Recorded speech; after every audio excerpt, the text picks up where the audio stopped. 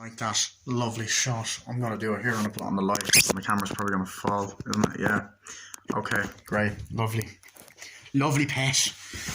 Oh, Jesus, hey. Right. I'm not gonna put it on the stove, I'll just put it there. Will I? Okay. Right. Okay. So, I watched The Eternals today. What time is it now, actually? Hold on. Ah, Jesus, now, hey, it's not fucking letting me do that. Right, anyway. So, I watched The Eternals today. The Eternals is directed by Chloe Zhao.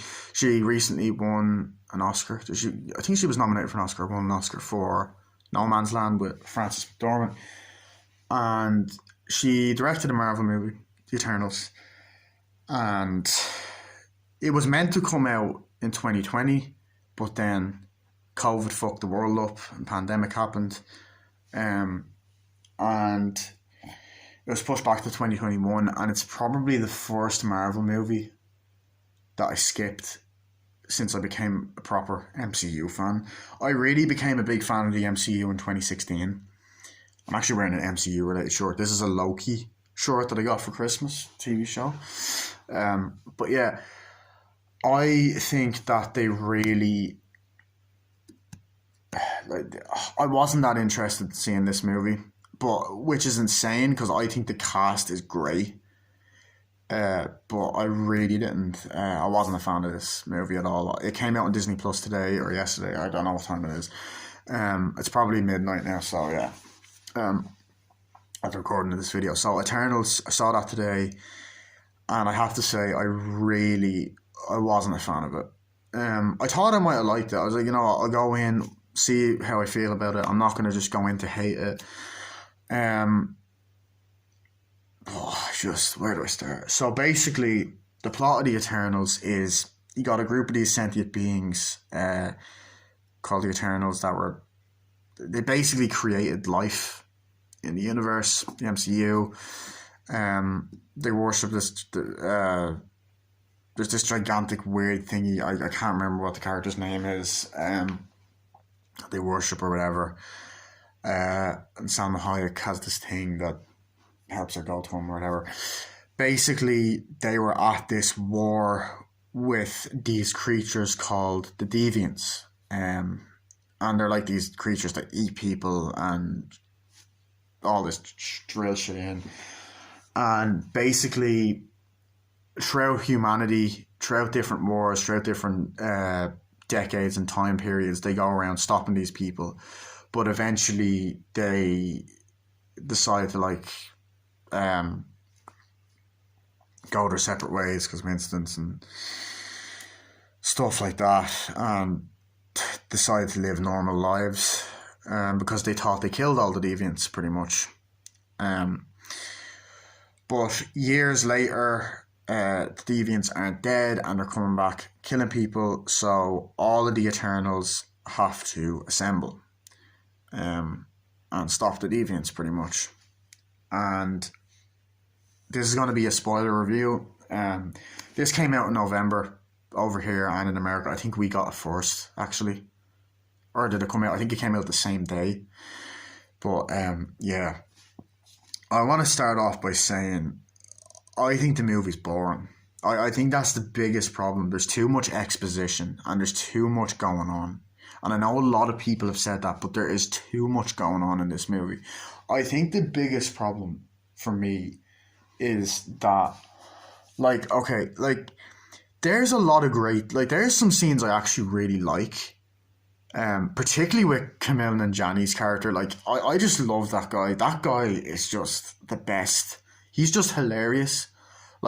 He is my favourite character in this movie, without a doubt, because I love movies like The Big Sick, which was based off his real life story. He's just a funny, he seems like a nice guy in real life. And that director that he gets to follow him around with the camera. We need action sequence so that they're shooting the deviants. That was a great scene. But I feel like this movie's boring. I feel like the characters aren't that well developed and they're not that interesting. They're not well fleshed out enough, Like Cersei for me, she was fine, I guess. Like the actress done a great job, but I don't know. She was just one dimensional. She's a teacher in a school, um, in Britain, uh, London, whatever.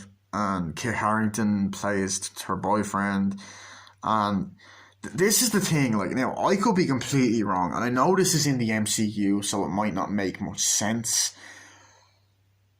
But there's like someone in England, right? Tell me if this is true. There's a scene in this movie at the beginning. There's like an earthquake, like in this school.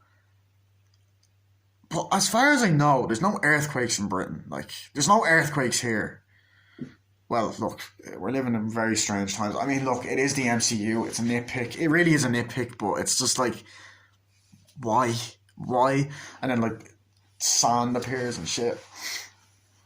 But yeah, there's just a lot of scenes in this movie where they're explaining stuff. Like Cersei goes up to that gigantic fucking thing, and they can't interfere with any war like that's happened in history, like World War I, World War II, any of that. They couldn't interfere with any of the Avengers battles or Thanos, which I think is just like insane. They explain it because like it's against their code. Like the guy doesn't allow it, to be fucker. I do think that the action it's pretty lackluster. It's the same. Like the deviants attack in London. Like, what's happening? Is that a deviant? And then like Kit Harington's character is suspicious that this girl has powers, as like she hears all like you were with this guy a century ago, and he asks, "Oh, are you a wizard like Doctor Strange?" But there's this sequence in London at the beginning where they're fighting the deviants, and I will admit I do like how I don't know, is Icarus, yeah, Icarus is Richard Madden's character, and I thought he was great in the movie. He just shows up in this really badass way, shooting lasers, stops this bus or whatever, and like sorry, and she helps out the bus driver, sorry, and then explain what happens, and then the two of them characters meet, which is funny because they're both on Game of Thrones together, and I love like I don't know. I like the relationship with him and Cersei. I don't know. For me, it just didn't. It was very. I don't know. It was odd. My phone's on 5%. I know. It just felt odd to me, dude. You know. Um. There was that whole. You kind of get a bit of their backstory, like, and they've the PG sex scene in it, which is really odd to see in a Marvel movie. I mean, there was a kind of a sex scene in the first Iron Man movie, but it's like, it's just odd, man. Yeah, I don't know. I just, and then like she briefly holds his hand, and they were together for like 5,000 years. It's like, oh, I love you, and you kind of see how they fall in love and got married. I don't know. I didn't really buy into that. I didn't like it. It's beautiful, isn't it? Yeah. I really feel like Salma Hayek was wasted in this movie. Spoiler alert: she fucking dies. They go to this like shed place. I just, it's just like she's dead. Like when they get there, and then spoiler alert: later on in the movie, we find out that Icarus fucking killed her for a reason, and he betrayed the family, and he basically got the deviants to kill her. Because when she goes to the shed to like 6 days beforehand to tell him like that the deviants are back, I some of the action is fine. I think the final act with the volcano and then like they're all fighting is cool. Like Richard Madden turns against them and shoots all of them. Shoots like a couple of them. Druig, who was played by Barry Keoghan, one of my favourite actors, done such a great job in this movie, in my opinion. I really would like to see more of his character.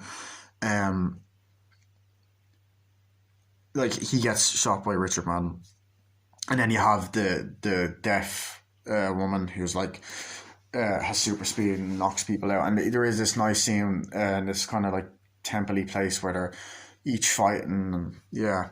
But there's just too much going on, and I feel like there was too much characters as well. I don't know. Like you have Angelina Jolie in the movie as well, and throughout the movie she keeps getting like possessed and nearly tries to kill them, and they fight her a couple of times to like stop it. And the Asian guy who goes like that tries to mind her.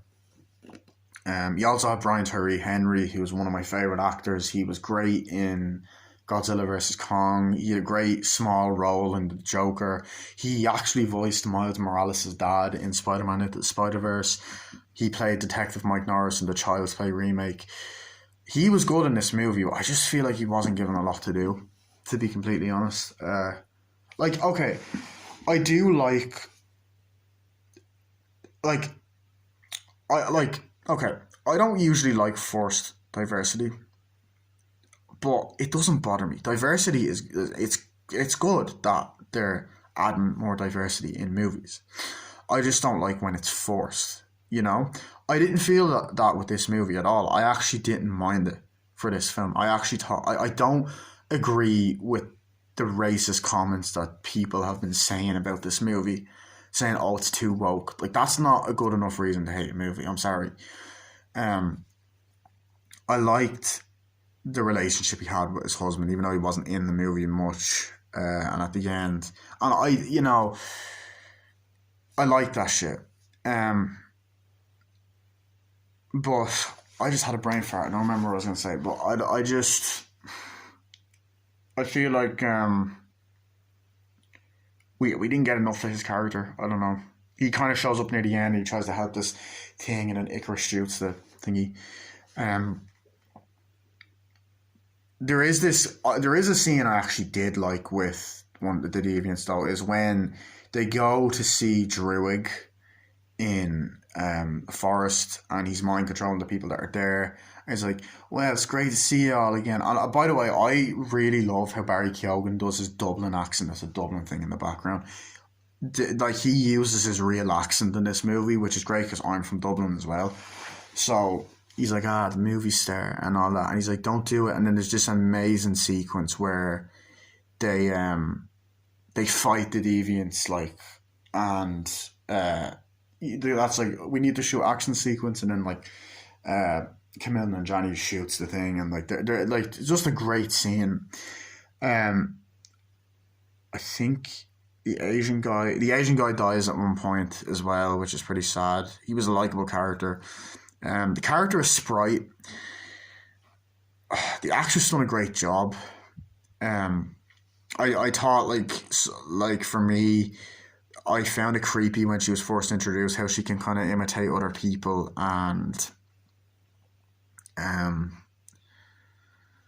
she's trying to hit on someone. I don't know. It was weird for me. I didn't really like the superpower of the main character, Cersei. She turns things into water, and then eventually turns the deviants into some sort of tree. I don't know. I didn't like it.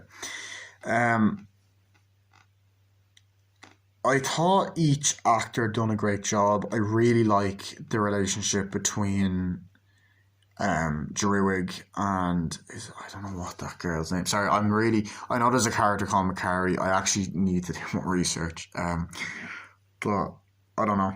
I thought that was fine. That was pretty well done.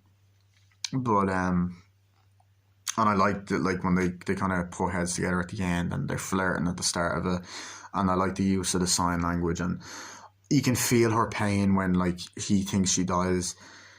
But I don't know. And I do like the scene with Angelina Jolie and talking to that kind of deviant, and then like deviant dies. Bill Skarsgård actually has a voice cameo in this, which is nice. But one of the other things about this movie, it's too fucking long. There's way too much. They cram in way too much. Like, there's probably 3 movies of content in this movie. Like, this is like 2.5, like nearly, like it's 2 hours and nearly, it's like just under 3 hours. Like, it's 2 hours 37 minutes, I believe. This is like one of their longest movies. It's not as long as Endgame, but still. And I don't know. But I actually, like, sometimes I'm very hit or miss with Marvel's humor. The humor in this was good. I actually can't believe I'm saying this. They probably needed a bit more. Because it's bland. Like, that's why I enjoyed the parts with Camille Nanjiani, the part where they go to Bollywood. But then, like, the dramatic scene is like, oh, by the way, like he's all funny. Oh, you want to see my movie? Oh, you want to do this, that? And they're like, oh, such and such is dead, and it just changes tone. And I like the guy. He's like, we gotta go and save the world, whatever. I like the guy with the documentary, and they're filming the different characters, and they're on the plane, and sprites like that.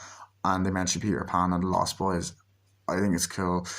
But at times it doesn't feel like an MCU movie, which I have wanted Marvel to kind of separate themselves from the MCU, like to be kind of like the movies to stand on its own.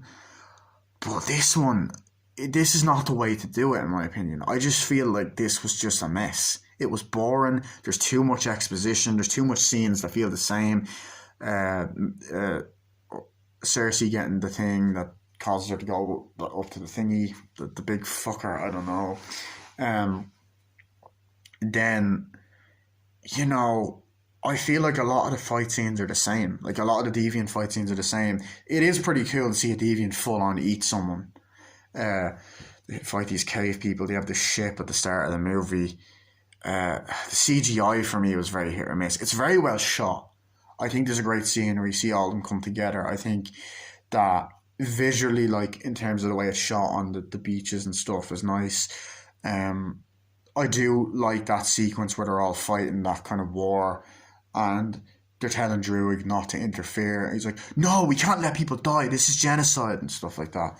And he, like, you know, mind controls. And I thought his power was pretty cool. I would have liked to see more of the Asian guy. I like when he makes the pie, but I feel like they're adding in weird humor.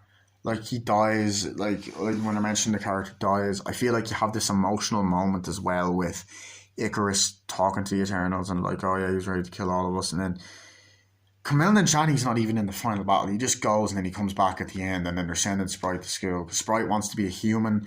She even stabs Cersei, and then she becomes human, and then she goes off at the end to school or whatever. And we learn near the end of the movie that Kit Harington's character actually has a past of his own, because he hasn't been fully honest either. And I was curious about that. And then they take the three Eternals, Brian Tyree Henry, this other girl, and I was about to say Saoirse Ronan, a couple of the other characters, and he said you'll be punished, and they're put back down. So yeah, now I'm going to talk about the two after credit scenes, okay? The first one I didn't like. I thought it was fucking cringe, to be completely honest. I thought it was cringe. You have, I believe, is it the deaf girl, I believe. Is it the deaf girl? You've Barry Keoghan, and you've got, it's not Brian Tyree Henry. No, you have Camille Nanjiani. I think you have a couple of them there, right? And this guy comes in, they're like, what's that? And then it's Pip the Troll, who's in the comics, and he's funny, being comedic. And then this other guy comes in, played by Harry Styles. And I feel like Harry Styles was only in this movie because him and Barry Keoghan worked in Dunkirk. Now, I thought Harry Styles was great in that movie. He comes in playing Star Fox. Not to be confused with Star Fox from Star Fox, the video game from the comics. Brother of Thanos, and says, you're going to need my help. Where are your friends at? I was like, okay, whatever. Second scene, I actually fucking loved. I love the second after credit scene because I think it connects to the upcoming Blade movie. Now, I really feel like this new Blade movie needs to be R-rated. They're probably not going to have it be R-rated, but whatever. Mahershala Ali, I think, is a good choice. So the guy's there, he's looking at a sword, Kit Harington's character's looking at a sword, he's like, I'm so sorry. And then you hear this voice, and I'm pretty sure it's Mahershala Ali. Some people think it's Nick Fury, I don't know. I think it is Mahershala Ali. Please correct me if I'm wrong. So, yeah. Other thing, now this is more of a nitpick I have with the movie. So, I don't like the references to DC in this. I really feel like they should keep... I don't know. I feel like acknowledging that fictional material in Marvel just feels weird to me. It's like, oh, you're like Alfred, like Batman. You know, he says that to the Indian guy. You know, I just didn't really think the Batman reference was necessary. And then the bit where he's like, oh my god, daddy, it's Superman. I was like, no, that's not Superman. He's like, no, it's Superman. I saw you shooting laser beams and stuff. And the kid, and it's like, ugh. I do like Brian Tyree Henry a lot in this movie as well. I like that sequence where he gets emotional about, like, something gets destroyed. And they kind of do have a lot of flashbacks, like, he does cry a lot in that scene, but they have a lot of flashbacks throughout the movie of the different time periods that they fought, and I don't know. It was okay. It got a bit distracting. They go to a lot of locations in this movie. Holy shit. Like, dude, they go to Australia, England, fucking India, I'm pretty sure. A lot of places. So, I do appreciate some things in this movie and the hard work, I guess, that went into it. I just think there's way too many characters. I feel like I haven't talked about enough of them. Like, as I said, I actually like the humor in this movie. I think the ending scene where it's like, okay, stay away from Druig, stay away from him, you know, and like she's trying to get the orange and she gives it to the kid, like Angelina Jolie's character. I feel like she wasn't given a lot to do. I do like the scene where she first fights against the Eternals. I like when Barry Keoghan is like, oh yeah, I know you're not much of a hugger, and he goes in, fist bumps, and then hugs him. I thought that was funny. I thought he was great. I thought Kumail Nanjiani, as I said, hilarious. Him and the guy, we need action sequence. He keeps bringing the camera. They keep smashing it on him. The bit on the plane with them was funny. So we have the Eternal, just him making this documentary. He's like, did you get that on camera? And the whole, just there, and this must be the famous group of Eternals. And he was actually a very likable character as well.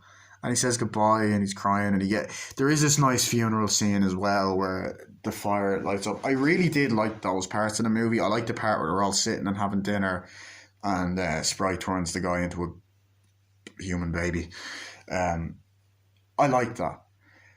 I also liked how they didn't try and reference too much of the MCU, which I feel like the movies do too much. They mentioned Iron Man and Captain America, who's going to take over the Avengers now that they're gone. They mentioned the blip, which the blip is okay because it's a huge part. You have to mention it.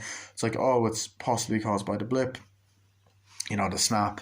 They mention, you know, Infinity War and Endgame with Thanos snapping his fingers and then bringing them back. They mentioned how Thor used to follow him around as a kid. Kumail Nanjiani's character. Who else did they mention?